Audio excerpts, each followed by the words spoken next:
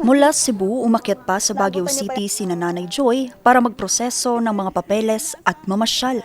Bagamat alam niyang malamig sa lungsod, hindi raw inakala na mas lalo pa siyang giginawin ngayong araw. Kaninang umaga, bumagsak ang temperatura sa lungsod sa 10.6 degrees Celsius. Sobra yung panibago. Tapos hindi pa ako nakadala ng ng pantulog na warm. Kaya ang lamig-lamig talaga. Ayun, maghahanap-hanap kami ng maisuot mamaya uli. Oo, sobra kagabi.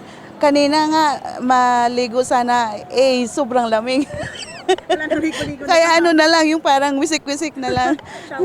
Shower na lang. Dahil dyan, enjoy ang ilang turista sa lungsod, gaya ni Nanay Jasmine na galing pa sa Aurora. Sobrang lamig. Sulit yung punta. Ilang araw po kayo dito sa Baguio?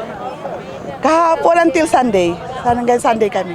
Bagamat enjoy ang iba sa lamig, ang ilang magulang naman nag-aalala para sa kalusugan ng kanilang mga chikiting. Dobling jacket lang po.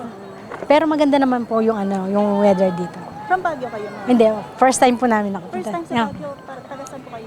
San Fernando. San Fernando. Ngayong araw, January 23, na itala sa Baguio City ang pinakamababang temperatura ngayong taon na 10.6 degrees Celsius. Kaya naman karamihan sa mga nandito ay nakasuot na ng kanilang mga jacket para malabanan ang lamig. Pero ang jacket natin kailangan pa natin hanggang sa mga susunod na mga araw dahil ayon sa Pag-asa, posible pang bumaba ang temperaturang ito.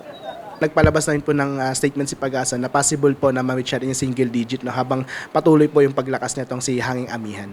Nag-declare na po way back noong November pa lamang po yung amihan season natin. No? So ito yung northeast monsoon o yung hangin na nanggagaling sa northeastern portions ng bansa. So usually accompanied po ito ng malamig na temperature and then may kalat-kalat din po yung mga light rains din po. Kung malamig na sa Baguio, mas malamig pa ang temperatura sa bayan ng Atok Benguet. Kaninang madaling araw, pumalo sa 5 degrees Celsius ang temperatura. Kaya naman pagputok ng liwanag, halos namuti ang paligid dahil sa frost o andap. Maliban sa mga pananim, hindi rin nakaligtas dyan ang ilang sasakyan. Ayon sa Pag-asa, aasahan pang bababa ang temperatura hanggang sa buwan ng Pebrero sa patuloy na paglakas ng amihan. Vanessa Bugtong, RNG News.